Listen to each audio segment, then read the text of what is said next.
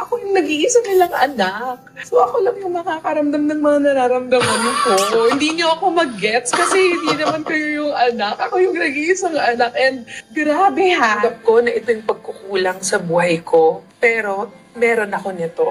And hindi lahat ng kapamilya makakasundo ko. Hindi lahat ng family magiging smooth yung relasyon. May mga time talaga na pwedeng Ramdam na ramdam mo ito, lalong-lalo na kapag product ka rin ng broken family or blended family na katulad ni Casey Concepcion. Kasi nga, di ba, kapag ang tatay mo ay may asawa ng iba at anak na rin or family at ganun din yung mama mo na may pamilya ng iba, so nasa gitna ka na lang, no? And hindi mo alam kung makakasundo mo yung mga kapatid mo sa father or kapatid mo sa nanay. Kaya, mararamdaman mo talaga yung hinainik Casey Concepcion. So, panoorin natin yung ilang clips. Ay, nako, Tito! Ay, hindi ko alam. Nung una kong narinig, oh my God, nagkulong ako! Nagkulong talaga ako sa kwarto ko. Hindi ako nagpakita. Hindi ako matawagan ng kahit sino. Bakit? Hindi ko maintindihan yung feel ko noon. Kasi, parang biglang okay na tayong lahat.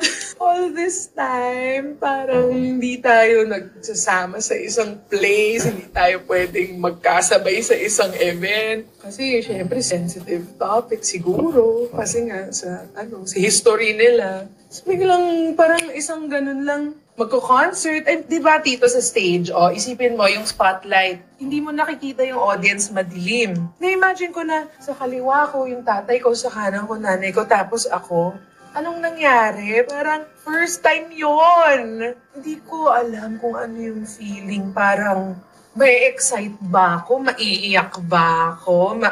Maaano ba ako? Parang it's a show for other people. But it's real life for me. It's entertainment. Show siya para sa lahat. Pero totoong buhay ko to. So, excited ako. Pero ako yung nag-iisa nilang anak. So ako lang yung makakaramdam ng mga nararamdaman ko.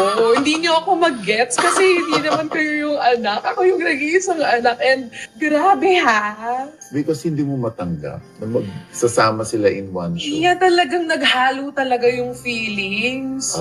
Parang, So ngayon, tanggap mo na at excited ka? Of course, excited. Sa blended family ko, feeling ko parang naging responsibilidad kong maging okay sa lahat and to make sure na may relationship ako sa lahat kasi family is very important for me. I love family. Alam mo yun, Tito, talagang yung mga pamilya po na buo, yung hindi nakaranas ng hiwalayan, hindi nakaranas ng nawalay sa isa't isa, baka po mahirapan maintindihan yung mga blended family or yung mga bata na katulad ko na lumaki sa kakaibang situation pagdating sa family.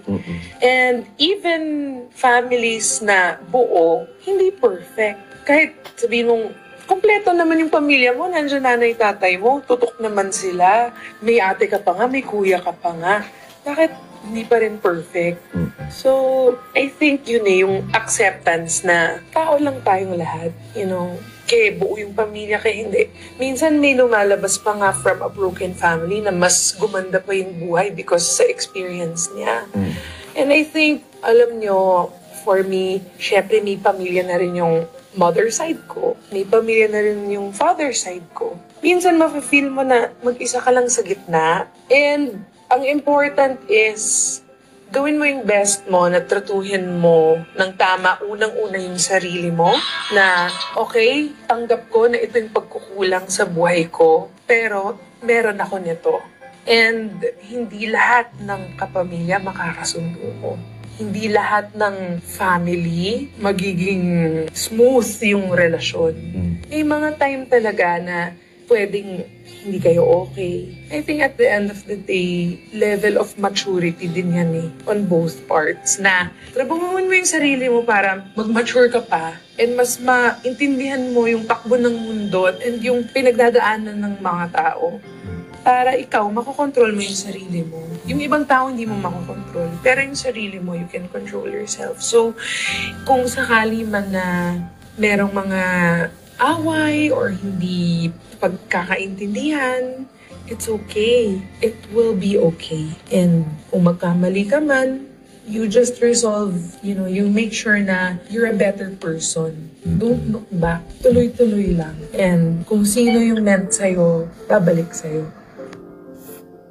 Hanggang nakikipagkita sa lahat. Ito na yung ating reaction.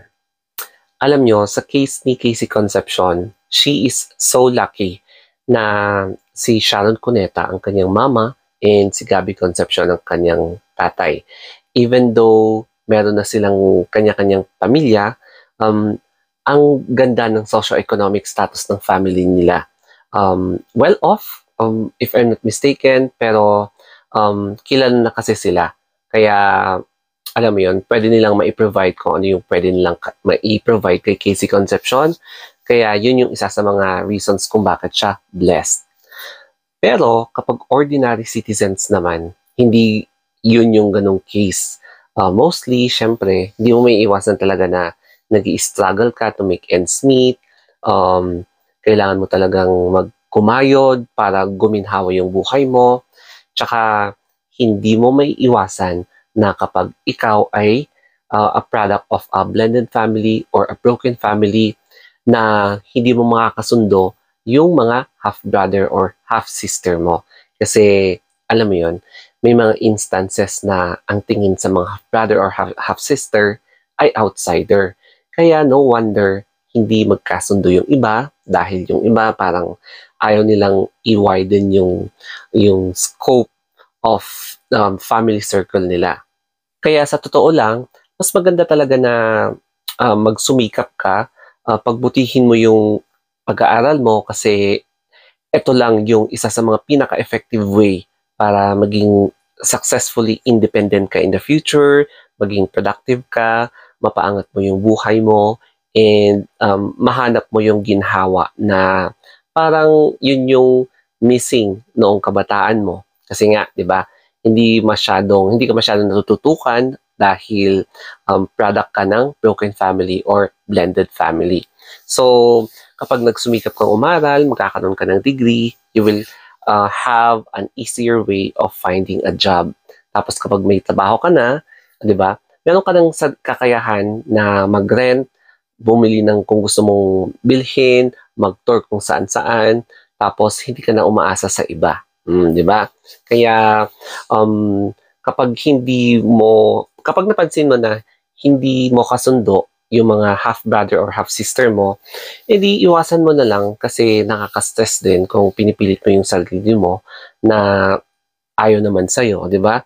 So, siguro ngayon, pero in the future, who knows, baka magbago ang ihip ng hangin, di ba? So, always remember na mas maganda talaga na i-entrust mo lahat ng hopes mo and goals mo sa sarili mo para maiwasan mo rin na umasa sa iba. Okay? So, I hope na may natutunan kayo dito sa video na ito. Sana may mga nakarelate din, especially kapag tungkol sa mga broken family or blended family. That's it guys. Thank you and have a wonderful day.